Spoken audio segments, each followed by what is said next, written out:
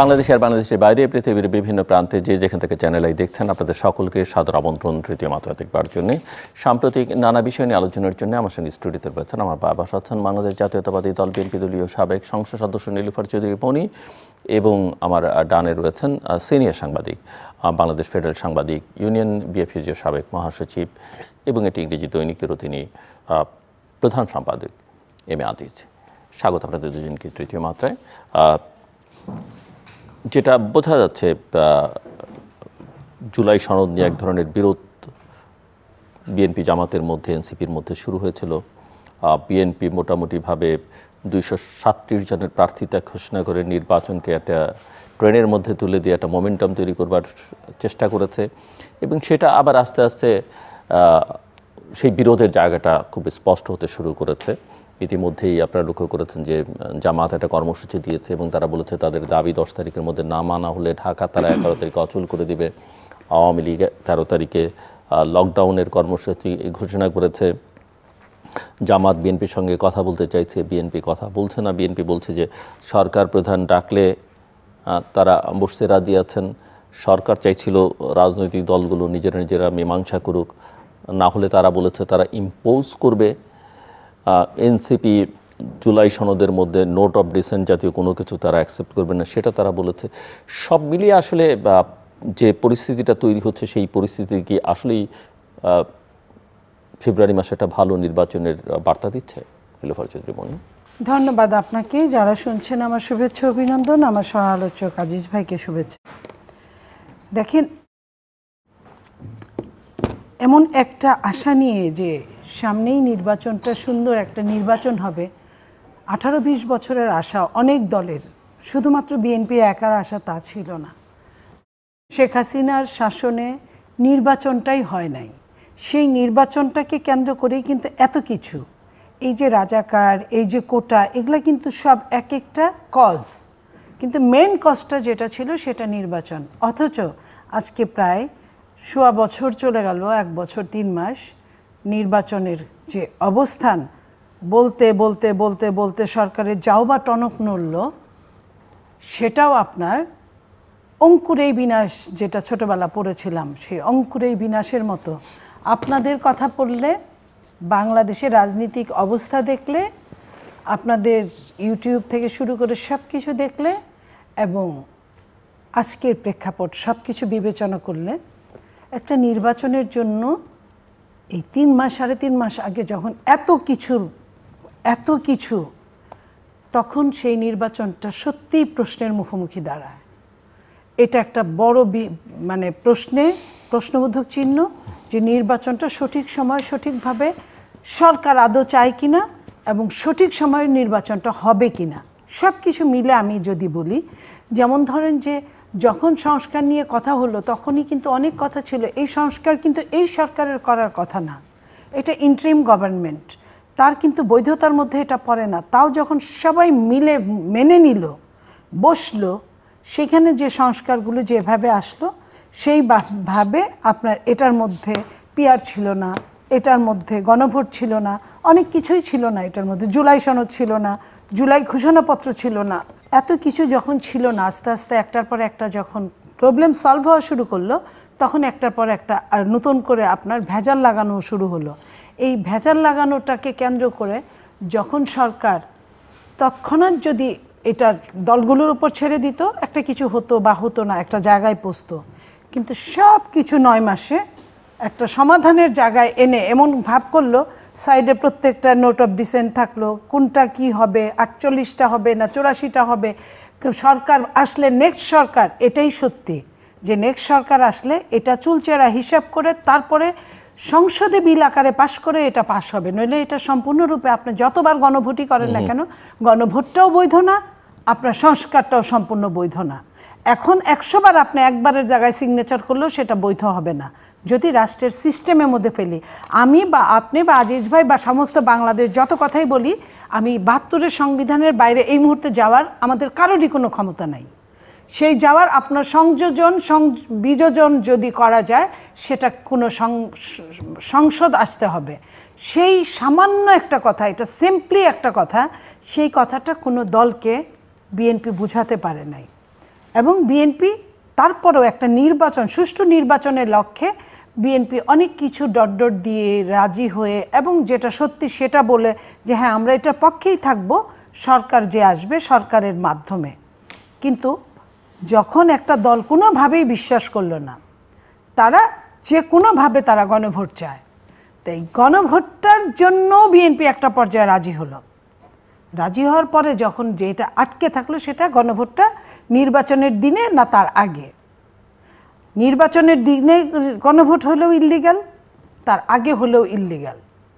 আপনি যে দিক দিয়েই হিসাব করেন না কেন, এই যে আমরা ধান নাই খ্যার পাড়ানো গ্রামে বলে যে চিটাই পাওয়া যাবে শুধু ধান পাওয়া যাবে না, সেটার জন্য এত কষ্ট করছে এতগুলো দল, তাহলে এই অতীত থেকে 15.5 বছর থেকে আরও 2 বছরের 1-11 থেকে বাংলাদেশের রাজনীতিবিদরা কি আমার হিসাব মিলে না।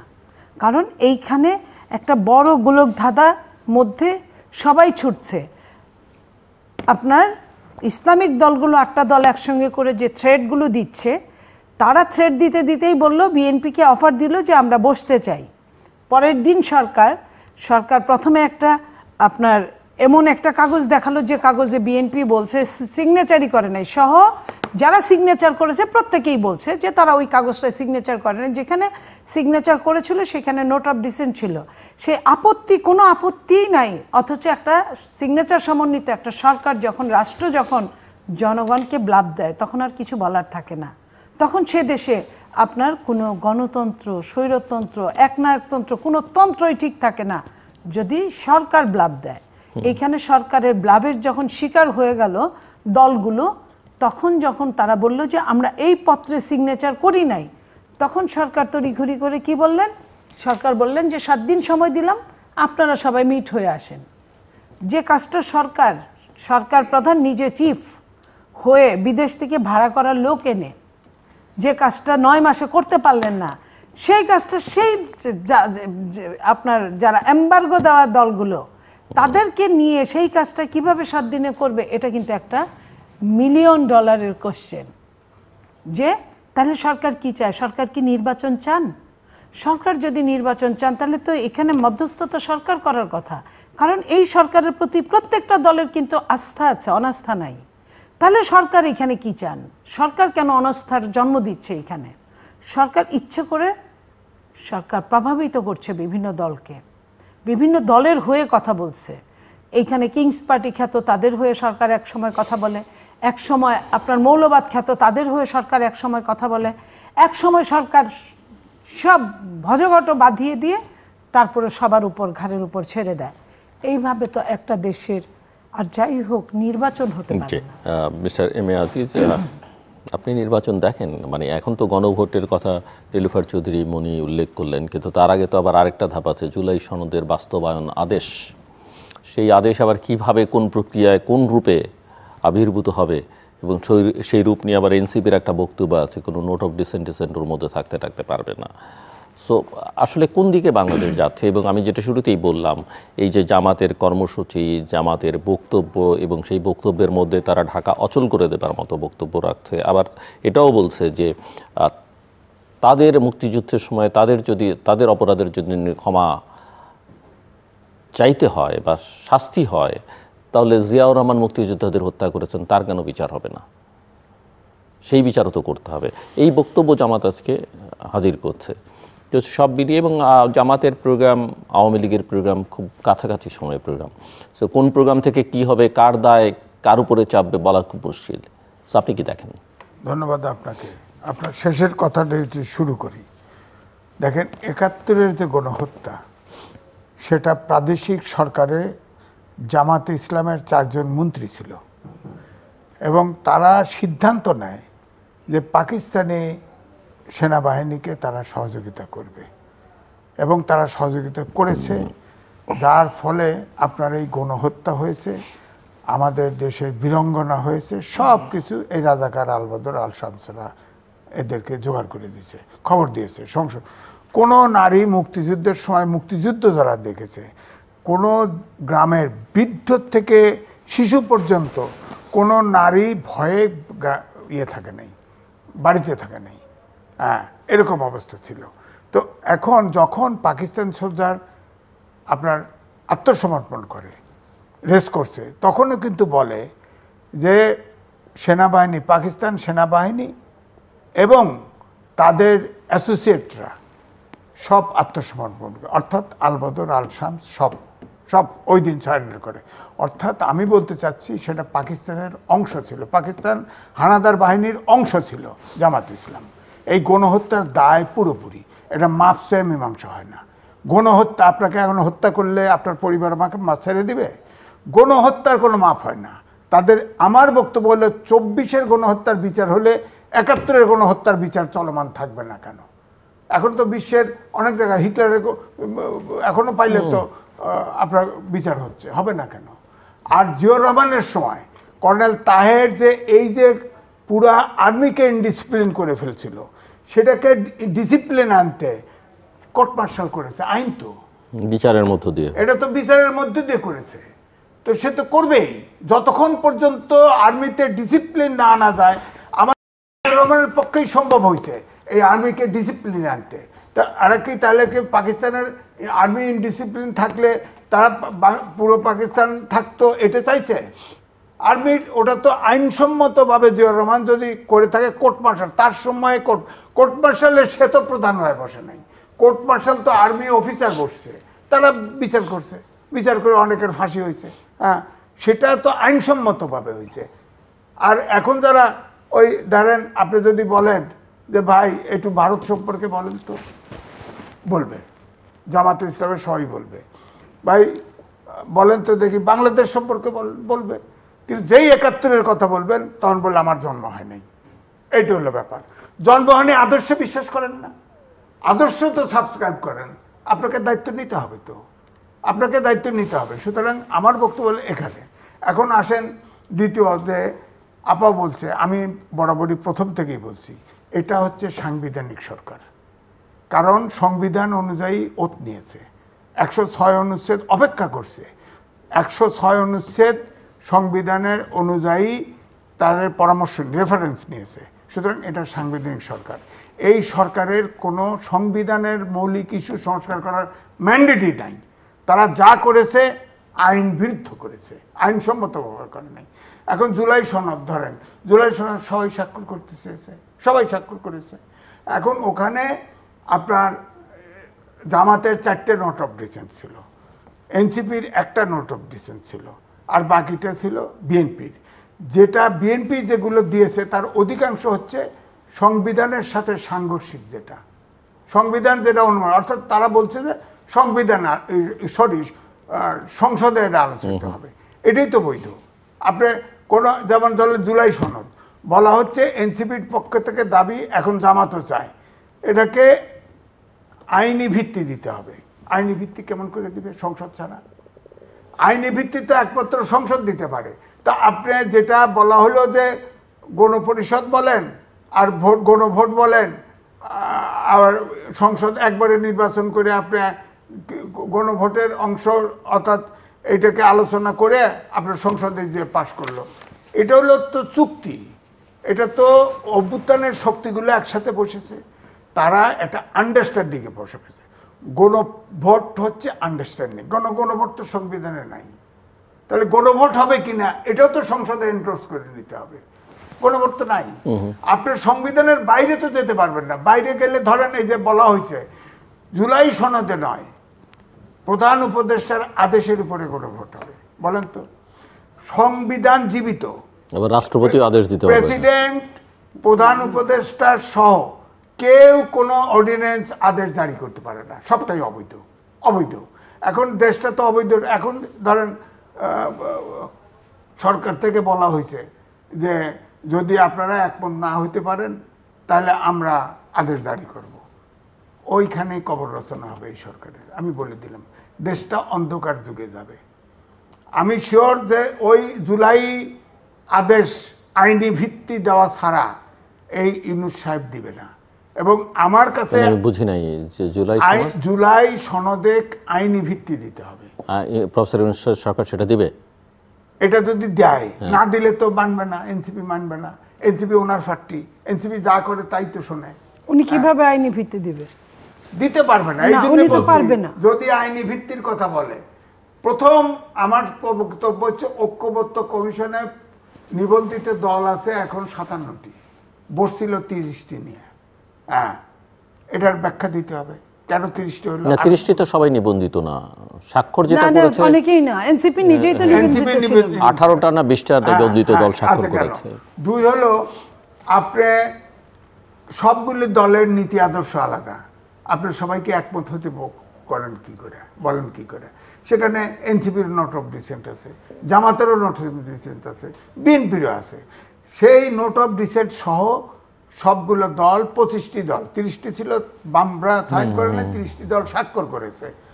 ঐক্যমত কমিশন কে আলোচনা করলেন, ফুট করে আপনার নোট অফ ডিসেন্ট ফেলে দিয়ে আপনি একটা অধ্যাদেশ জারি করে দিলেন। মানে আপনার কি মনে হয় যে ওনারা কি আদেশ জারি করবেন? মানে আপনি সংবিধানে থাকুক না এখন থাকুক, যে জায়গায় আসছে, জারি না করলেও বিপদ, জারি করলেও বিপদ। অর্থাৎ এখন আর এই তাহলে আপনি কি বিএনপি, কারণ বিএনপি তো অনেক ছাড় দিয়ে অনেক কম্প্রোমাইজ করেছে বিগত দিনগুলো আমরা দেখেছি যে বিএনপির মধ্যে সমস্যা তৈরি হয়েছে। বিএনপি, জামাত এবং এনসিপির মধ্যে আর কোনো সমঝোতার সম্ভাবনা দেখেন না? আমি সম্ভাবনা শব্দটি ব্যবহার করলাম না, সম্ভাবনার সমস্যাটা এখন যেটা হয়েছে রাইভেলরি। দেখেন, বিএনপির নায়েবে আমির, সে বলছে জামাতের নায়েবে আমির তাহের সাহেব বলছে যে উনি কিন্তু থেরাপি নাই, আঙুল তুলতে হবে, আঙুল ঘি তাদের লাগবেই। হ্যাঁ, এটার অর্থ কি? বল প্রয়োগ করবে। এখন বিএনপি যদি মাঠে নামে কি দাঁড়াবেটা কি? আরেকটা বলছে যে কি, যে আপনার কি, আরেকটা বলছে যে হাঙ্কি বাঙ্কি চলবে না। উনি কি অর্থ বুঝে বলছে এটা? হাঙ্কি বাঙ্কি আমি গুগল সার্চ দিয়ে বার করছি। একটা হলো যৌন কার্যকলাপ, আর একটা অর্থ হলো অনৈতিক বা অসাধু আচরণ, আর একটা হলো ভোগলাবাজি বা কৌশল। উনি কোনটা বুঝে? ভোগলাবাজি বা কৌশল। হ্যাঁ, ভোগলাবাজি বুঝে। এটা আপনি যে যেটাকে ইউজ করতে পারে, হ্যাঁ, যে যেটাকে না করা যাবে। এগুলো কি? এগুলোর অর্থ হচ্ছে যে আপনার তারা অল আউট ওয়ারে যেতে চায়। বলেছে ঢাকা অচল করে দেবে, ঢাকা অচল করবে, ঢাকা অচল করবে। আমার ধারণা যে হোটেলগুলো ভাড়া পাবে, হোটেলগুলো খাবার বিক্রি করতে হবে। কি করবে? এইটা যে অচল অবস্থা যদি তৈরি করে, যে পরিবর্তনটা ঘটবে, অর্থাৎ পলিটিশিয়ানদের হাত থেকে দেশ ছুটে যাবে, নিশ্চিত ছুটে যাবে। এবং এইখানে আপনি জানেন দুর্ভোগ বেশি পৌঁছাবে কিন্তু জামাতের উপর এবং এনসিপির উপর, কারণ খেলাধুলা বেশি করছে এই দুইটা। হ্যাঁ, আপনি ইউনূস সাহেব এদেরকে দাগি বানাই দিছে, বিএনপিকে ডেকে লয়ে যায়, জামাতকে লয়ে যায়, এনসিপিকেও সব জায়গায় সমান্তরাল। বলেন, এনসিপি তো নিবন্ধনই ছিল না।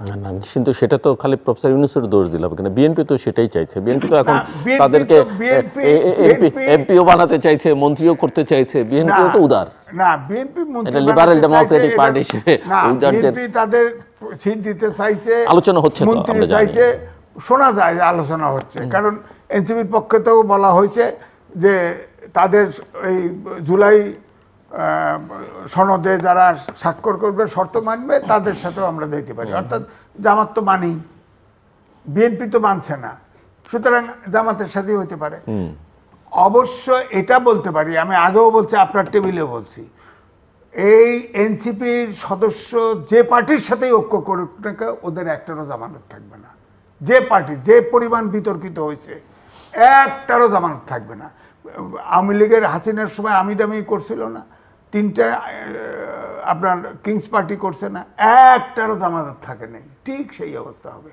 তা আমার মনে হচ্ছে যে দেশটাকে ডক্টর মোহাম্মদ ইউনূস, আপনি যখন 6 তলা হাঁটা উঠায়, তখন আমি তার পক্ষে লিখেছি, তার পক্ষে টকশো করেছি, কত হ্যাকেল হয়েছি। আমি বলছি যে এটা দেশের সম্পদ।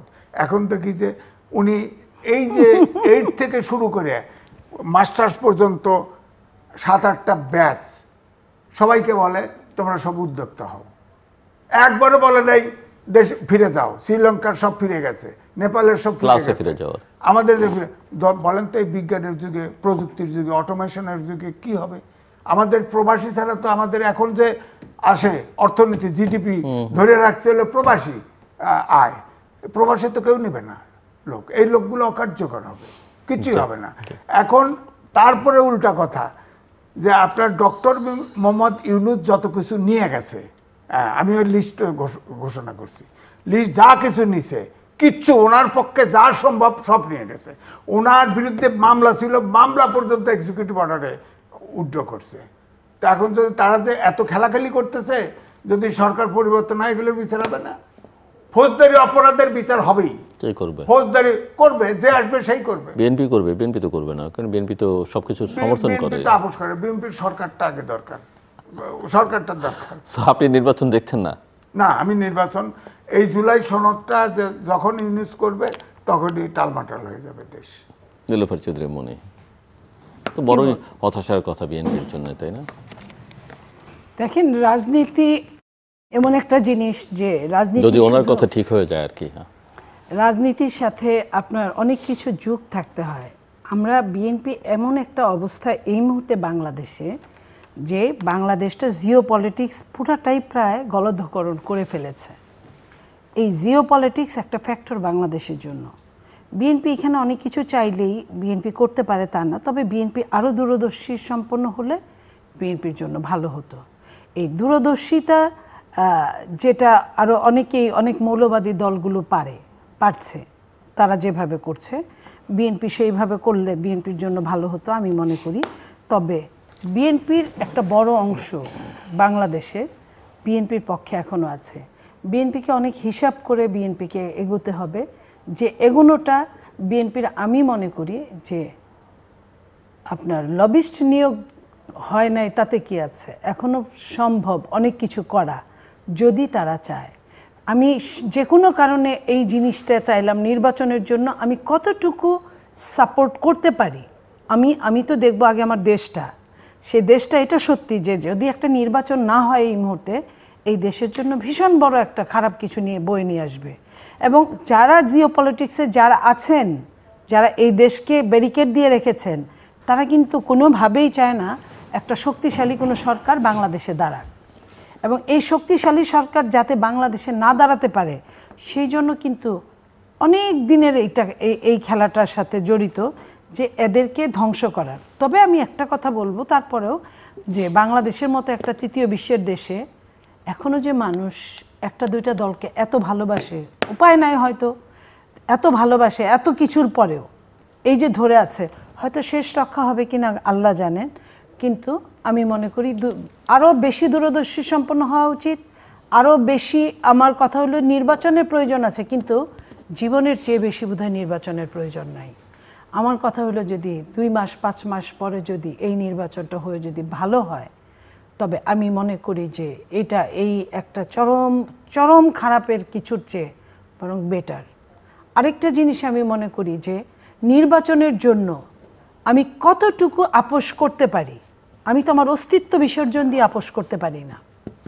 এইখানে যে অস্তিত্বের কথা আছে, আপনারা বলেন, বুদ্ধিজীবীরা আরও বলেন, বিভিন্ন দল বলেন, বিভিন্ন আশেপাশের দেশও বলেন, এই যে এই জায়গাটায় আমি মনে করি যে আরও বেশি আমাদের স্টাডি করা উচিত। এবং এইখানে শহীদ প্রেসিডেন্ট জিয়াউর রহমান যে কথাটা বলছিলেন, ব্যক্তির চেয়ে দল বড়, দলের চেয়ে দেশ বড়। সেই দলের চেয়ে দেশ বড়, দলের যাকে দিয়ে সত্যিকার অর্থে যাকে দিলে কাজে লাগবে, তাদেরকে এই মুহূর্তে কাজে লাগানো উচিত। তাদেরকে যদি কাজে না লাগানো যায়, যেটা অনেক দিনে আমাদের হেলাফেলা অনেক ক্ষতি হয়ে গেছে, সেই ক্ষতিটাকে পোষানোর জন্য এখনও সময় আছে, এখনও সম্পূর্ণ সময় চলে যায় নাই। আমরা কোন কথাটায়, শেরেবাংলায় কে ফজলুল হক একটা কথা বলতেন যে কংগ্রেস যেদিন আমার সুনাম করে সেই দিন আমি মনে করি যে আমি বোধহয় আমার দলের বিপক্ষে কোনো কাজ করে ফেলেছি। ঠিক তেমনই আমি বলবো যে বিভিন্নভাবে মনোনয়ন নেওয়া বা নির্বাচনের জন্য যে কাজগুলো মানে শত্রুপক্ষ যেটা বলে ভালো হয়েছে, সেটাকে আমার দ্বিতীয়বার চিন্তা করা উচিত যে সত্যিকার অর্থে এটা আমি ভালো করেছি না মন্দ করেছি। এবং এটা বুঝে এবং আন্তর্জাতিকভাবে কাটা দিয়েই কাটা তুলতে হয়। আন্তর্জাতিকভাবে এটার কোনো বিকল্প হতে পারে না, যেহেতু আন্তর্জাতিকের নজরে আমরা পড়ে গেছি। আমি মানি আর নাই মানি, আমাকে সেটা থেকে উদ্ধার হতেই হবে। নইলে আমরা যে অবস্থায় 3-4টা ইলেকশন দেখেছি কয়েকদিন আগে বিশ্ববিদ্যালয়গুলো, সেখানে কিন্তু অনেক বড় একটা ফাঁকি আছে। সেই ফাঁকিটা আমি হয়তো বা সম্পূর্ণ আপনাকে বুঝাইতে পারবো না, আপনি অনেক বুদ্ধিমান, আপনি আমার চেয়ে হয়তো বেশি জানেন। সেই অবস্থায় যদি বাংলাদেশের জাতীয় নির্বাচনটা যদি সেই দিকে নেওয়া হয়, তাহলে ডিজাস্টার হয়ে যাবে এই দেশের মানুষের জন্য, এই দেশের ধর্মের জন্য, এই দেশের গণতন্ত্রের জন্য এবং এই দেশের রাজনীতিবিদদের জন্য। সবার জন্যই কিন্তু এটা ভীষণভাবে মানে টাচি এবং ডিজাস্টার শব্দটা আমি আবারও বলছি, এরকম একটা কিছু ঘটবে। এই জায়গাটায় আমরা থাকতে চাই না। আমরা চাই এই দেশটা আমাদের। একটা দুর্বল সরকার গঠন করতে পারলে জিও পলিটিক্সের লাভ, দুর্বল সরকার গঠন করতে পারলে যে কোনো দিনই সরকারে আসবে না তার লাভ, যেমন এখন আছে। এখন যারা চায় যে এই সরকারটা, অন্তর্বর্তীকালীন সরকার প্রত্যেকটা পদক্ষেপে প্রত্যেকটা ক্ষেত্রে চরমভাবে ব্যর্থ, সেই ব্যর্থ সরকারটাকে যারা রাখতে চায়, যেটা ডক্টর ইউনূস সাহেব কিছুদিন আগেই বলেছেন কোনো এক জায়গায়, যে কেউ আমাকে 5 বছর রাখতে চায়, 10 বছর রাখতে চায়, 20 বছর, ইভেন 50 বছর। 50 বছর যদি আমরা হিসাব করি তার বয়সের সাথে প্রায় 137 থেকে 40 বছর হয়ে যায়। উনি বলতে বলতে ওটাও ভুলে গেছেন যে বাংলাদেশের বিশ্বের প্রেক্ষাপটে এই মুহূর্তে একটা মানুষ 130-40 বছর বাঁচে না। উনি এটাও বলে ফেলেছেন। ওনার কোনো দল নাই, তারপরে উনি 130 বছর। এটা যদি কোনো দলের কোনো নেতা, বিএনপি বলতো, আওয়ামী লীগ বলতো, জামাত বলতো, তাহলে বুঝতাম যে তারপরে তার ছেলে বা তারপরে তার পরবর্তী নেতা সেটা হতো। ওনার তো তাও নাই, অথচ উনি এই কথাটা বলেছেন।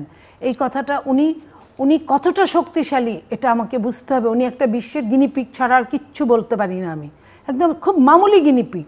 সেই গিনিপিগ আপনি হতে পারেন নোবেল লরিয়েন্ট, কিন্তু সে যে গিনিপিগ থাকলে খুব আপোষে আমার দেশের করিডোর চলে যায়, খুব আপোষে আমার দেশের আপনার কি পোর্ট চলে যায়, খুব আপোষে আমার দেশের এরিয়া চলে যায়, একটা আস্ত একটা এরিয়া চলে যায় সেইখানে। এবং আমরা যখন কথা বলছি তখন আমরা এটাও শুনছি যে নর্থ বেঙ্গলে কিন্তু বেশ কয়েক বর্গ কিলোমিটার দখল হয়ে গেছে। এটা নিয়ে কোনো পত্রিকা, কোনো টেলিভিশন, কোনো আপনাদের মতো প্রথিতযশা সাংবাদিকরাও চুপ করে আছে, আমরা জানি না। তো এইটা জানার জন্য কিন্তু রকেট সায়েন্স পড়তে হয় না, এটা জানার জন্য 1 টাকা দিয়ে একটা ফোন করলেই হয়ে যায়, কিংবা ওইখানে প্রশাসনের সঙ্গে যোগাযোগ করলেই হয়ে যায়। তো সেইখানে আমরা এইটুকু কাজ করতে পারি না। এবং এই নির্বাচনটা যদি তাইরে নাইরে নির্বাচন হয়, তাহলে এই দেশের মানুষগুলোকে একটা সাইডে রেখে এই দেশের যত রকমের সুন্দর জায়গা জোগা আছে জায়গাগুলো নিবে। কেউ এখন পৃথিবীতে মানুষ নেয় না, শুধু রসটুকু নিয়ে নেয় শুষে। আর আগেও এই দেশে রস শুষে নিয়েছে, এই দেশ একদম কপর্দক্ষিণ আছে, আজকেও এই দেশে রস নেওয়ার চিন্তা করছে। এবং এই দেশের ভৌগোলিক অবস্থান দুই পাশে, এক পাশে না, দুই পাশ থেকে আপনার ভৌগোলিক অবস্থানকে সরিয়ে ফেলার জন্য চিন্তা হচ্ছে।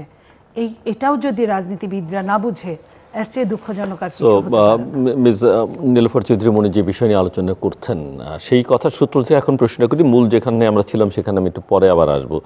বিএনপি 237 জনের একটা প্রার্থিতা ঘোষণা করেছে, কেমন হলো এই নমিনেশন? দেখেন, বড় সংগঠনে ধরেন 4 জায়গায় বড় ধরনের প্রার্থী নিয়ে আপনার ঝগড়াঝাটি হচ্ছে, গোলমাল হচ্ছে, আর একটা প্রার্থী স্থগিত করেছে। এটা কিন্তু বলা হয়েছে এটা চূড়ান্ত নমিনেশন না, সুতরাং এটা তো কারেকশন হতে পারে এবং আরো শেষ দিন পর্যন্ত হতে পারে। সুতরাং 17 বছর এই দলটি নির্বাচনে যায় নাই, নির্বাচন করতে পারে নাই।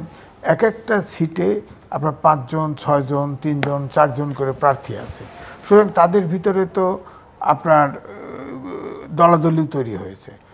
আবার নমিনেশনটা 1 বছর আগে জামাত দিয়ে দিয়েছে।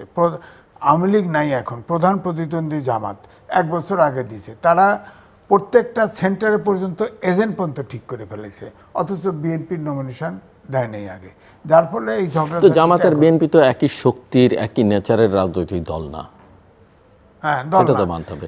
জামাত তো ওয়েল ডিসিপ্লিনড, মানে আমরা বলি সবাই, বা হ্যাঁ তাদের ডিসিপ্লিন আছে, অন্য দিক থেকে তাদের 1001টা সমালোচনা আমরা করতে পারবো, কিন্তু বিএনপি তো আর সেই রকম দল না। এটা তো মাস পিপলের সঙ্গে সম্পর্কিত না। বিএনপির ধরেন অনেক মিড লেভেলের, অনেক স্টলার্ড নমিনেশন পায় নাই।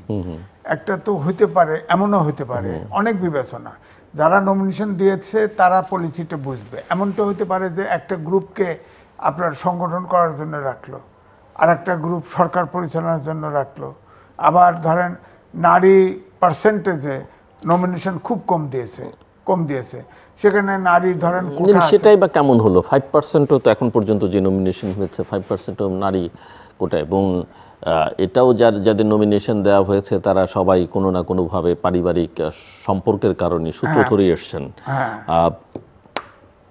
নারী এবং মাইনরিটির ক্ষেত্রে বিএনপির মনোনয়ন তো সেই অর্থে খুব একটা ইতিবাচক একটা পাই না। নারী না, শুধু নারী না, মানে মাইনরিটি নারীর কথা বলছে ওভারঅল। হ্যাঁ, ওভারঅল আপনার মাইনরিটি এবং নারী, সেখানে আপনার কোটা পূরণ হয় নাই।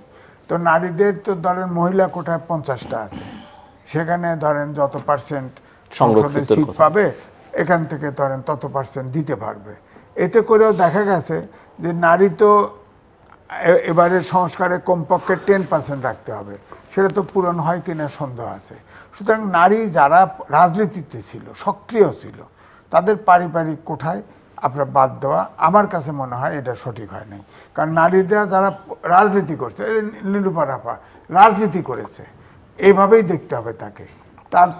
সে বাদ পড়ে গেছে। সে তো ফুল টাইম আপনার এই যে ধরেন টকশোতে প্রত্যেক দিন 2-3টে টকশো করতেছে, এটাও তো একটা মানে রাজনীতির অংশ, তাই না? সুতরাং অনেকেই এটা বঞ্চিত, আমি বলবো বঞ্চিত আছে। নারী অনেক সময় বড় বড় নেতাদের কথা বলবার জন্য পাওয়া যায় জীবনের ঝুঁকি, যেমন ধরেন ওনাদের পাওয়া গেছে। আওয়ামী লীগের শেষ সময়ে 5 বছর তো আমাকে ছাড়া পান নাই একজন, কারণ আসলে গেটে আসলে ধরে নিয়ে যায়। কি করবে? আমি বেকুব, আমি আসছি, আমি আসছি, কথা বলছি। স্মার্ট বেকুব, ধরাও করেন নাই, ধরেও না, মারেও না, ধরে নিয়েছিল। বলছে আমি মানে বাড়তি কথা অ্যাডভান্স করে বলে ফেলছি, তখন আমাকে ছেড়ে দিয়েছে। যাই হোক, তো আমার ফ্যামিলি তো নিরাপদ হয়নি, আমার ফ্যামিলি তো সব ধরছে। বিলিয়ন বোর্ডে লাভ দিয়ে কেউ বিদেশি অর্গানাইজেশন চলে গেছে, কেউ বিদেশে চলে গেছে, হ্যাঁ, ইত্যাদি ইত্যাদি। তো যাই হোক, যে কথা আসছিলাম আমি বলি, জামাত আলোচনার অফার দিয়েছিল বিএনপিকে। আপনি খেয়াল করে দেখেন, সাথে সাথে আবার মাঠে চলে গেছে আন্দোলনের জন্য। আলোচনা থাকলো, অফার থাকলো। আবার পিআর সিস্টেম তারা নিচে কক্ষেও চায়, এটা ঐক্যমত কমিশনের প্রস্তাব নেই, আলোচনায় নেই। তারা পিআর সিস্টেম নিয়ে, এটা হলো তারা আসলে দেশটারে সমস্যা তৈরি করতে চায়, নির্বাচন পিছাইতে হয়তো চায়, অথবা নির্বাচন না হোক এই সময়, তারা এইটাই চায়। নইলে কেন পিআর সিস্টেম নিয়ে এত কেন? আপার হাউসে পিআর সিস্টেম হবে মোটামুটিভাবে, সমস্যাটা একটাই, আনুপাতিক নির্বাচন। আর বিএনপি বলছে যে সংসদে যে ভোট যত পার্সেন্ট পাবে সেই পাবে আপনার উচ্চকক্ষে হবে।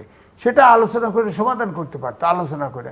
এখন বিএনপি বলছে জুলাই সনদের যেটা নোট অফ ডিসেন্ট সহ যেটা স্বাক্ষর করেছে তার বাইরে বিএনপি যাবে না। আর আইনি ভিত্তি সহ জুলাই সনদ স্বাক্ষর চায়, জামাতও চায়, এনসিপিও চায়, ইসলামিক ঐক্যজোটও চায়। তো এটার সমাধান তো এখন ঐক্যবদ্ধ কমিশনে যেহেতু সমাধান হয় নাই, কারণ ওই জায়গায় নোট অফ ডিসেন্ট রাখে নাই। এখন এই অন্তর্বর্তীকালীন সরকার 7 দিন সময় দিছিল, যে এই 7 দিনের ভিতরে না দিলে আমরা ঘোষণা দেব, এবং এই ঘোষণা দিলে স্যাটিসফাই হবে না, আইনি ভিত্তি দিতে পারবে না। আইনি ভিত্তি দিলে এই সরকার অবৈধ ঘোষণা হবে, কেউ কোর্টে যাবে না। আমরা কোর্টে যাওয়ার কথা বলছেন, আমি জাস্ট কোর্টে যেহেতু কেয়ারটেকার গভর্নমেন্টের ইস্যুটা আছে, এটার কি হবে আপনি মনে করছেন শেষ পর্যন্ত? কেয়ারটেকার গভর্নমেন্ট ইউনিট সরকারের হাব ভাবে মনে হয় না কেয়ারটেকার গভর্নমেন্ট নিয়ে আসতে চায়। না, কিন্তু এটা তো আদালতের ইস্যু, আলাদা ইস্যু, হিয়ারিং এক্সপিডাইট করবে। আমরা আর মামুরা কোর্টে আপনার ধর্ণা দিলেই হয়। অ্যাটর্নি জেনারেল নমিনেশন পাচ্ছে, অ্যাটর্নি জেনারেল এটা পার্সু করতে পারে না। পার্সু করে পড়ে আছে কেন? পড়ে আছে কেন? যদি দিতে চায় আপনার তত্ত্বাবধায়ক সরকারের হাতে দিয়ে সরকার বয়ে থাকলেই পারে, সে জায়গা তো যাচ্ছে না। তত্ত্বাবধায়ক সরকার তো সবাই চায়, সবাই চায়, সব পার্টি চায়, বিএনপিও চায়। সুতরাং এখানে তো সমস্যার সমাধানের জায়গা আছে, কিন্তু অন্তর্বর্তীকালীন সরকার এটা হ্যান্ডেল করতেছে কেন? তারা তো আসলে এই জায়গায় আমার কাছে মনে হচ্ছে সমস্যা। অর্থাৎ তারা ওই যে আগে বলছিল না, পাশ দিয়ে হেঁটে গেলে 5 বছর 10 বছর আপনার জীবন থাকা পর্যন্ত থাকেন, ওইটা বোধ হয় এখন ওই কথা না কইতেছে না কেউ, কারণ সবাই জানে যে দেশটা তো আউলে গেছে।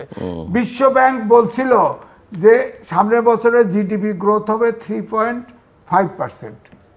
এটা হলো বাংলাদেশের এই পুরো পাকিস্তানের ইতিহাসে সবচেয়ে কম। করোনা কালেও এর চেয়ে বেশি ছিল। অলরেডি 3-এর ঘরে নেমে গেছে। বিশ্বব্যাংক প্রকাশ করেছে 3। তো 26 সালে তো দুর্ভিক্ষ হবে দেশে, এই সরকার থাকবে কেমনে? যে সরকার নির্বাচন করে আসবে তার জন্য তো সরকার চালানো বিপদ।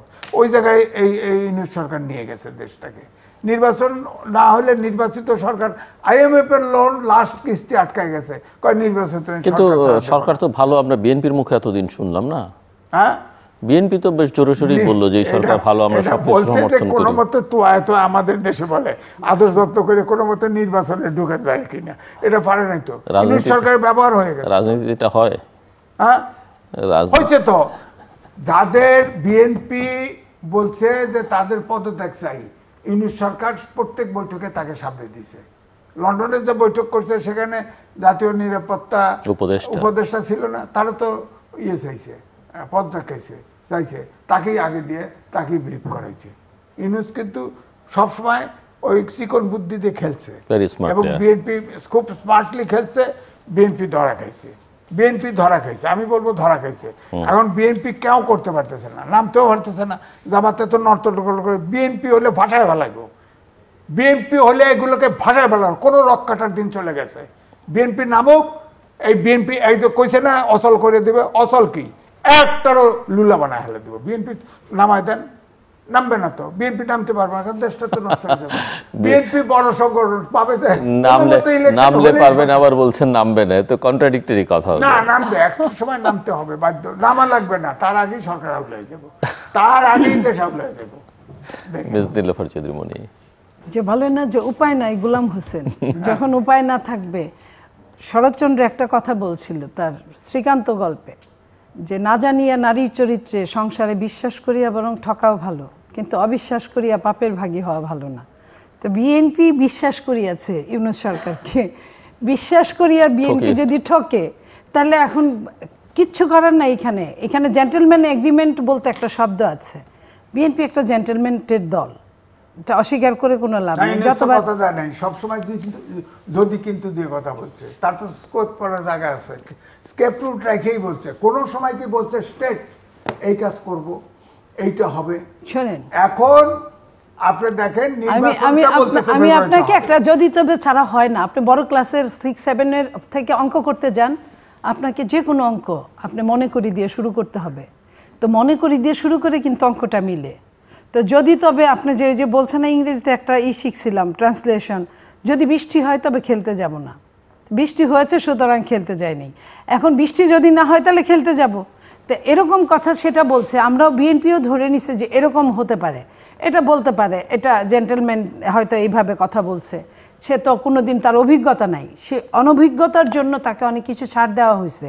কিন্তু সেই ছাড়টাকে সে যে চতুরতার সাথে ডিল করেছে, এটা কিছু মানুষ টের পেয়েছে। বা আপনি দুইজন মানুষ থাকলে দুই রকম শব্দ হলে একটা না একটা মিলবেই। আপনার একজন হ্যাঁ বলবে, একজন না বলবে, কোনো না কোনোটা মিলবে। যেমন আমি জিল্লুর ভাইয়ের কথাই বলি, ইউটিউবে সুন্দর করে কথা বলে আমি শুনি প্রত্যেকটাই।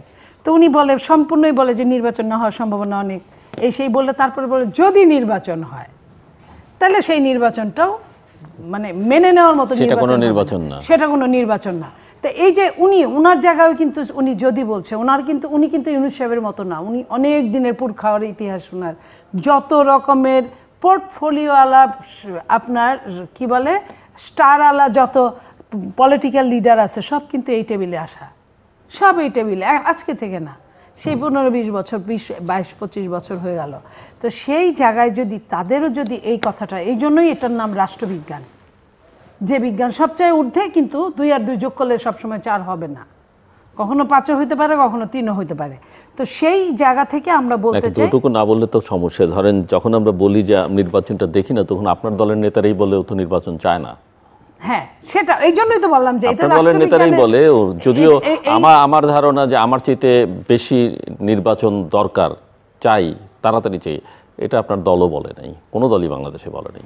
আমি যতবার বলেছি, সমস্যা শুধু ওইখানে না। আপনার সঙ্গে যে কথাগুলো আসে, আপনি যেটা বলছেন আমি সেটাই বলছি, যে কারা এই কথাগুলো কিছু কিছু মানুষ বলে। একটা গুপ্ত রাজনীতি বলে চালু হয়েছে কিছুদিন আগে, অনেক আগে থেকেই ছিল, কেউ টের পায় নাই। সেই গুপ্ত রাজনীতির আওয়ামী লীগ যেহেতু পতিত হয়েছে, আওয়ামী লীগের গুপ্ত রাজনীতির লোকগুলা বের হয়ে গেছে। কিন্তু যে দলগুলা পতিত হয় নাই, তাদের গুপ্ত রাজনীতির নেতারা কিন্তু গুপ্তর মধ্যেই আছে। কোনটা ইমপ্লিমেন্ট হয় আর কোনটা হয় না অনেকটা তাদের উপর ডিপেন্ড করে। আমি এইখানে কথা বলতে না বলতে আমার বলা শেষ হওয়ার আগে কিন্তু জায়গা মতো কথা চলে যায়। অনেক দিন যাবত এই টকশোতে আসি তৃতীয় মাত্রায় সহ অনেকখানেই বলি, এইখানে আরও বেশি বলি যে কিছু মুনাফেক, কিছু মির্জাফর সবগুলো দলে আছে। তখন কিন্তু টের পেতাম, বলতাম, কিন্তু কোন দল থেকে এটা বুঝতে পারতাম না, কেউই বুঝতে পারতো না। আপনারা তো অনেক দিনের পুরখাও সাংবাদিক, আপনারাও কিন্তু আঙ্গুল তুলে বলতে পারতেন না। এখন যে বিপদটা পড়ে আমরা যে বিশেষ করে ডাকসু নির্বাচনে যেটা ক্লিয়ার করে দিয়ে গেলো, অনেক কিছু শিখা গেছে ডাকসু নির্বাচন যেটা ক্লিয়ার করে দিয়ে গেলো। আমরা প্রথমে মুনাফেক বলতাম, বলতে দেখি ঝড়ের মতো গালি আসে, ঝড়। তারপরে ওটা শব্দটা সুন্দর করে আপনার চলনসই শব্দ গুপ্ত বের করা হলো। এখন মুনাফেক বললে খারাপ শোনা যায়, কিন্তু গুপ্ত বললে তারাও একটু খুশিই হয়, কারণ তারা তো গুপ্ত। তো এই যে আমি যে নামেই আপনি আমারে ডাকেন না কেন, যে নামেই ডাকেন না কেন, সে নামটার কিন্তু একটা ব্যাপার, ওই নামেই আমি নিজেকে বুঝবো। তা আমি এখন ধরেন গুপ্ত দিয়ে শুরু করলাম। আমার দলে গুপ্ত কতজন আছে আমি তো জানি না। সেই গুপ্তদের পাওয়ার যে নর্মালদের চেয়ে অনেক বেশি, এটা কিন্তু আমি বুঝতে পারি, কিন্তু বলতে পারি না। এই যে বুঝতে পারা, বলতে না পারা, এই বাংলাদেশের রাজনীতির টানাপোড়েনের একটা বড় একটা সাবজেক্ট এইখানে। আমরা তো রাষ্ট্রবিজ্ঞানে পড়েছি, জিল্লুর ভাইও পড়েছে, কিন্তু রাষ্ট্রবিজ্ঞানের মধ্যেও কিন্তু অনেকগুলো সাবজেক্ট আছে। মিলিটারি আইন, নর্মাল আইন, পাবলিক অ্যাডমিনিস্ট্রেশন পড়তেই হয়, আপনার কি বলে স্ট্যাটিস্টিক্স পড়তেই হয়। সেই পড়াগুলোর মধ্যে ওইটাও একটা সাবজেক্ট। এই যে গুপ্ত রাজনীতিটা বোধহয় ভবিষ্যতে, অদূর ভবিষ্যতে বাংলাদেশের যোগ হতে পারে। এদের যে পাওয়ার, এরা যেখানে যে রাজনীতি করুক, আমি যদি আপনাকে ঢাকা বিশ্ববিদ্যালয়ের কথা বলি, তাহলে আমি এটা বলবো যে ওখানে কিছু ছাত্রদল তো ছিল না, থাকার মধ্যে ছাত্রলীগই ছিল একচেটিয়া, কিছু বাম ছিল। বামরা সবসময় আওয়ামী ঘেঁষা ছিল, সমস্যা হয় নাই। আর যারা নিরপেক্ষ হিসেবে হিজাব পরা, দাড়ি পরা, পরা সাধারণ ছাত্রছাত্রী হিসেবে তারা ওখানে থেকেছে। সাধারণদের শেল্টার দিয়েছে কে? ছাত্রলীগ। ছাত্রলীগের কে? ওই গুপ্ত ছাত্রলীগ, নর্মাল ছাত্রলীগ না। এবং গুপ্ত ছাত্রলীগ সবচেয়ে বেশি গালি তার দলকেই দিয়েছে সামনে, এবং সবচেয়ে বেশি শেখ মুজিবকে, শেখ হাসিনাকে সবচেয়ে বেশি তারা উপরে তুলেছে, গ্লোরিফাই করেছে, তাই না? এই যে গ্লোরিফাই করার জন্য কি হয়েছে, শেখ হাসিনা কখন কোন দিক দিয়ে একটা কথার কথা রাজাকার বলার পরে, এটা তো একটা উসিলা, তাকে চলে যেতে হলো, সে চলে গেল। কত বড় বড় ডিজাস্টার হয়েছে, সে কিন্তু দিব্যি পাহাড়ের মতো অটল দাঁড়ায় ছিল, কিন্তু এইবার কিন্তু দাঁড়ায় থাকতে পারে নাই। এটা সাময়িক আমাদের জন্য ভালো হয়েছে, কিন্তু আপনার দেশটার অবস্থা তো, অন্য দলগুলোর কথা যদি হিসাব করি, যেটা আমরা জানি না, আমরা বলতে পারি না, সেটাই যখন আমরা হিসাব করি তখন কিন্তু আমাদের আর ভালো লাগে না, তখন কিন্তু অস্থির লাগে রাজনীতির, আগামী দিনের রাজনীতির ফিউচার কি।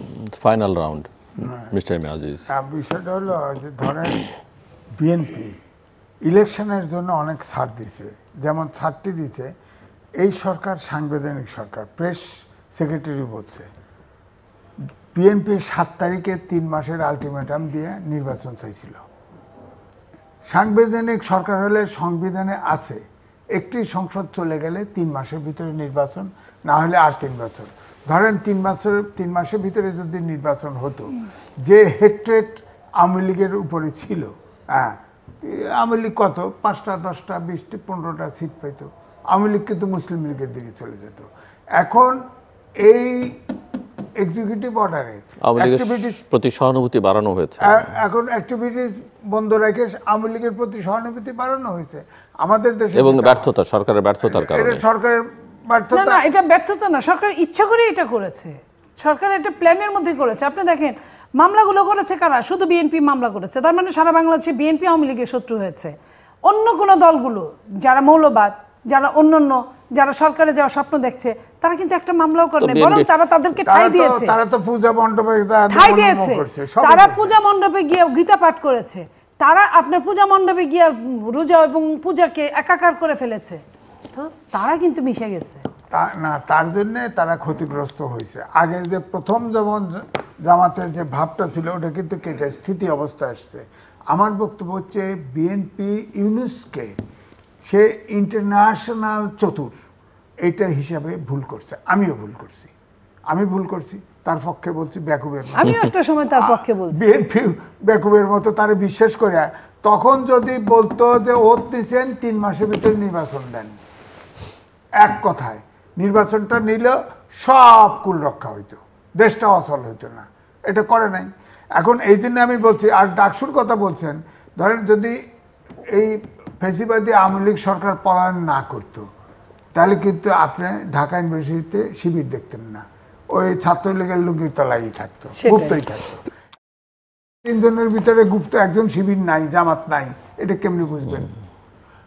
এই জন্য এই সরকারের উচিত ছিল গুপ্ত রাজনীতি করবে আন্ডারগ্রাউন্ড পার্টি, বামপন্থীরা। গুপ্ত রাজনীতি, গণতান্ত্রিক ব্যবস্থায় গুপ্ত রাজনীতির জায়গা নাই। এই রাজনীতি ব্যান করা উচিত ছিল, নিষিদ্ধ করা উচিত ছিল। গুপ্ত রাজনীতি থাকবে কেন?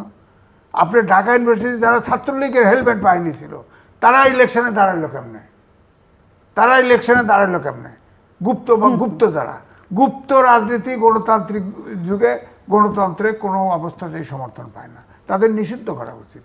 এইটাই আমার বক্তব্য। এই জন্যই বলছি যে এখন দেশের যে অবস্থা, আমার কাছে এটা মনে হচ্ছে, আপনি যেটা বলছিলেন যে আমি বহুত আগে এখানে এই টেবিলেও বলছি, ভূ রাজনীতির ফাঁদে বাংলাদেশ, এটা আমি বলেছিলাম। এখন আমেরিকায় যে কর ট্যাক্স বসাইছিল আমেরিকা, তখন যা গোপন চুক্তি করে আসছে, এটা জানেন আপনি? কি চুক্তির ভিতরে আছে এরপর তো জানেন না। এখন যে সেনাঘাঁটি হবে না, এটা কি করে বলেন? পোর্ট তো দিয়েই দিছে, মানবিক করিডোর দিবে না, এটা নিশ্চয়তা কি? সেটা যে দেয় না, আপনি কতটা জানেন? যখন এটা নিয়ে আলোচনা, তার অনেক আগে থেকেই মালামাল যায়, মালামাল আসে, আসে। তারপরে আপনার আমাদের হিল ডিস্ট্রিক্টে তিব্বত আর সহ ওই অঞ্চল সহ, আরাকান সহ ওই অঞ্চল একটা ভিন্ন নামে একটা স্টেট হওয়ার পরিকল্পনা আছে। বললামই তো আমি যে সেটা হতে পারে। আবার ওদিকে আমাদের উত্তরাঞ্চলের জায়গা কিন্তু অটোমেটিক দখল হয়ে যাচ্ছে। এটার তো কোনো ব্যবস্থা সরকার এখন কিছু, সরকার সব খালি ক্ষমতায় থাকার জন্য ব্যস্ত। আগে তাও একটু প্রতিবাদ করতো টুকটাক, এখন আর সব ছাড় দিয়ে বসে আছে, শুধু ক্ষমতায় থাকার আকাঙ্ক্ষা। কিন্তু দেশটা তো শেষ হয়ে গেল। দেশটা তো, আমি বলতে, নির্বাচিত সরকার না হলে IMF এর লোন পর্যন্ত দিচ্ছে না। কোন জায়গায় দেশ গেছে? আপনার 3 ডিজিটের ভিতরে আপনার জিডিপি গ্রোথ নেমে গেছে, ইতিমধ্যে নেমে গেছে। আপনার দেশে তো দুর্ভিক্ষ, দেশ তো চালাতে পারবে না। বিএনপি নির্বাচনে জিতলেও তো এই দেশ চালাতে পারবে না, এমন জায়গায়, ভয়াবহ জায়গায় এই সরকার নিয়ে গেছে, পৌঁছায় দিছে। এদিকে ঐক্যবদ্ধ কমিশনের অলরেডি কিন্তু 2 জন আমেরিকান চলে গেছে, কেউ টের পায় নাই, 2 জন চলে গেছে। ওই আবার নাকি আসবে শুনলাম, আসতে পারে, যখন চায় তখন আসবে। হয়তো ওখানে নাগরিক ওখানে হাজিরা দিতে গেছে, আমার ধারণা এই মাসে আসবে না। হ্যাঁ আসবে তো, গেছে তো চলে, না করে গেছে না তো, ঘোষণা দিয়ে যায় নাই তো, ঘোষণা দিয়ে যাওয়া উচিত। অনেকে ঘোষণা দিয়ে এসছেন যে আমরা আসলাম এই দেশে, ডেকে আনছে, ইউনুস ডেকে আনছে, সুতরাং ঘোষণা দিয়ে আসার দরকার নেই। কিন্তু ইউনুস যখন বিদায় দিছে, তখন তো কইতে যে আপনার ঠিক আছে, এখন দরকার নেই, ঐক্যবদ্ধ কমিশনের টেনর শেষ, আপনারা বাড়ি চলে যান, হয়ে গেল। এই সরকারের মধ্যে সব সহযোগী সহ 17 জন বিদেশি নাগরিক আছে। তা আমরা তো এখন বিদেশি নাগরিকের মধ্যে আছি, তাদের শাসন ব্যবস্থায় আছি। Thank you.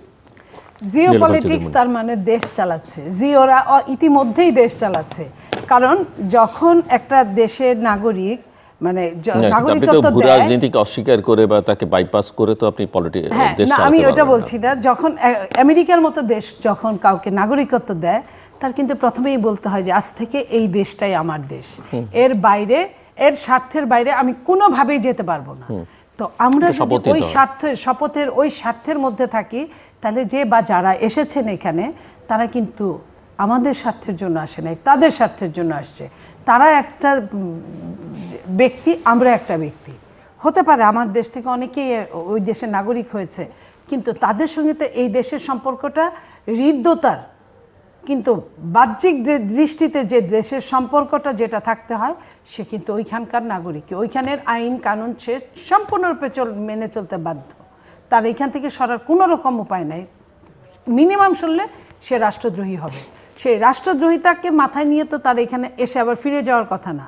সো তাদের যতদিন প্রয়োজন পড়বে, ওই যে গিনি পিগের কথা বললাম, ততদিন এইখানে থাকবে। আপনার মনে পড়ে 1/11 যখন হয়, তখন কিন্তু এই ইউনুস সাহেবেরই আসার কথা ছিল, যে কারণে শেখ হাসিনা পরবর্তী এই 15 বছর তাকে এক চোখেও দেখতে পারে নাই। তো ইউনূস সাহেব তখন এরকম কথা বাজারে ছিল যে 2 বছরের জন্য আসবে দেখে উনি থাকবে না, বেশি দিন মিনিমাম 10 বছরের জন্য দিতে হবে, তো তাইলে উনি থাকবে। তো উনি তো একটা টার্গেট নিয়েই আসছে, উনি আপনি 1 বছরে বিদায় করবেন, এত তাড়াতাড়ি বিদায়িত হবে আমার তো মনে হয় না। কারণ উনি এখানে ফ্যাক্টর না, ফ্যাক্টর ওনাকে দিয়ে কি কি কাজ করানো হবে। আপনার সঙ্গে যদি তার মিলে, তাহলে আপনি যদি এখানে বেশি মানে আপনি চালাক হন, তাহলে আপনার সাথে মিললে সে তখন জাতিসংঘের প্রার্থী, আপনার সঙ্গে না মিললে সে তখন এই দেশের প্রার্থী। আপনাকে এখন সহজভাবে মেনে নিতে হবে আপনি কোনটা নেবেন। আপনার বুদ্ধি যদি বেশি হয় তার চেয়ে, আমি আবারও বলছি, তাহলে সে জাতিসংঘের প্রার্থী। আর আপনার বুদ্ধি যদি এখানে মার খেয়ে যায় তাহলে সে এই দেশের প্রার্থী। আমার কাছে মনে হয় ইউনূস সাহেব পরাশক্তির এজেন্ডা বাস্তবায়ন করছে, এটা আর বলার অপেক্ষা এবং কি? এই নির্বাচনে বজগট যেহেতু দেশ চালাতে পারতেছে না, সে এমন একটা পরিস্থিতি তৈরি করবে যে শক্তি দেশ চালাবে সেই শক্তি ওই পরাশক্তির এজেন্ডা নিয়ে আসবে। সুতরাং জাতির ভাগ্যে দুর্যোগ আছে, এটা ধরেই নিতে হবে যে আমরা তৃতীয় বিশ্বের একটা রাষ্ট্র। এখানে বড় বড় শকুনদের চোখ পড়েছে, বড় মুরলদের চোখ পড়েছে। আমি যদি আরো শুদ্ধ ভাষায় বলি, সেই মুরলরা যদি আগে মনে মনে ভাবতাম যে রুপি যদি খাইতে হয় তাহলে রুপি খাওয়ার চেয়ে ডলার খাওয়া বোধহয় ভালো, যে বেশি পয়সা পাবো, বা পাউন্ড খাওয়া। এখন তো মনে হয় ডলারও আমার না, রুপিও আমার না, কিছুই আমার না, আমি যে বাঙালি, আমার বাঙালি তত্ত্ব নিয়েই মারা যাইতে হবে। সেইখানে কখন কিভাবে মারা যাব এটাই হলো বর্তমান শব্দ। এই যে রাজনীতিবিদরা যারা যে ধরনের কাজ করছে, এই মানুষের দীর্ঘশ্বাস একটা বিশাল জিনিস, কেউ এখান থেকে রক্ষা পায় না। আজকে যারা বুঝে বা না বুঝে অন্যায় কাজগুলো বেছে নিচ্ছে, আমি তাদের উদ্দেশ্যে বলতে চাই, অতীতে যারা মন্ত্রী ছিল, মিনিস্টার ছিল, এমপি ছিল, তাদের কেউ মনে রাখে না। আপনি বলেন 1টা 20টা 30টা এই মন্ত্রীর নাম আপনি খুঁজে পাবেন না, আগামী দিনেও বা বর্তমানেও যারা আছে তাদেরও একটা সময় খুঁজে পাওয়া যাবে না। সো দেশের মঙ্গলের জন্য, জাতির মঙ্গলের জন্য এই কাজটা করার জন্য এমপি মন্ত্রী হতে হয় না। এই যে আপনি বললেন না, এমপি মন্ত্রী হতে হয় না। একজন মানুষ, আমি তো মনে করি একটা অনেক এমপির চেয়ে আমি নীলুফার চৌধুরী মনি, যদিও জিল্লুর ভাইদের উসিলায় আমাকে চিনে মানুষ, অনেক মানুষ ভালো চিনে, এবং যারা চিনে তারা ইমেজ সহ চিনে। শেষ করতে হবে, এটাই আমি বলতে চাই। এই দেশের কাজে যেন জীবনের শেষ মুহূর্তটা কাজে লাগে, এই দোয়াটাই সবার করা উচিত, সবার থাকা উচিত এইখানে। দর্শক অনুষ্ঠানের শেষ প্রান্তে আমরা সামাজিক যোগাযোগ মাধ্যম ফেসবুক, এক্স এবং ইউটিউবে 3 মাত্র লাইভ স্ট্রিম হচ্ছে, আপনারা দেখতে পারেন। টেলিভিশনের পর্দায় দেখতে না পারলে যে কোনো সময় যে কোনো স্থান থেকে ইউটিউবে 3 মাত্র চ্যানেলটি সাবস্ক্রাইব করে এই পর্ব বা পুরোটা পর্বগুলো আপনারা দেখতে পারেন। মিস্টার এম এ আজিজ এবং মিস নীলুফার চৌধুরী মনি, অসংখ্য ধন্যবাদ এই আলোচনা অংশ নেবার জন্য। দর্শক, আমার অতিথিরা শেষ রক্ষা হবে না, রাষ্ট্র জনগণকে ক্রমাগত প্লাব দিচ্ছে, এরকম বহু কথা বলেছেন। সরকার প্রধানকে ঘিরে ওনাদের নানা রকমের অভিযোগ, সেটাও হাজির করবার চেষ্টা করেছেন। মূল কথা, এই সব কথার আড়ালে যেটা মূল কথা, সবাই চায় বাংলাদেশের গণতান্ত্রিক প্রক্রিয়ায় একটা মধ্য দিয়ে বা নির্বাচনের মধ্য দিয়ে বাংলাদেশ গণতান্ত্রিক হয়ে উঠুক, জনগণের শাসন প্রতিষ্ঠিত হোক। কিন্তু সেটা এখনও পর্যন্ত যে দৃশ্য দেখা যাচ্ছে তাতে অদৃশ্য, মানে অসম্ভব একটা ব্যাপার হয়ে দাঁড়াচ্ছে, এবং পরিস্থিতিটা ক্রমাগতই জটিল থেকে জটিলতর আকার ধারণ করছে। কিন্তু নির্বাচন একটা হওয়া দরকার, অবশ্যই সেটা যেন নির্বাচন হয়, ভালো নির্বাচন হওয়া দরকার। কিন্তু পরিস্থিতি যেদিকে যাচ্ছে সেখানে একটা বড় চ্যালেঞ্জ হয়ে দাঁড়িয়েছে যে নির্বাচনকে কেন্দ্র করে বা নির্বাচন পূর্ব পরিস্থিতিটা কতটা শান্ত থাকবে, বাংলাদেশে মানুষের জীবন কতখানি নিরাপদ থাকবে, এবং এই চ্যালেঞ্জ মোকাবেলা করবার প্রস্তুতি বাংলাদেশ সরকারের আইন শৃঙ্খলা রক্ষাকারী বাহিনীর আছে কিনা, সেটাই এখন সবচেয়ে বড় প্রশ্ন। আমাদের সঙ্গে থাকবার জন্য অসংখ্য ধন্যবাদ, আপনাদের সবার জন্য শুভকামনা।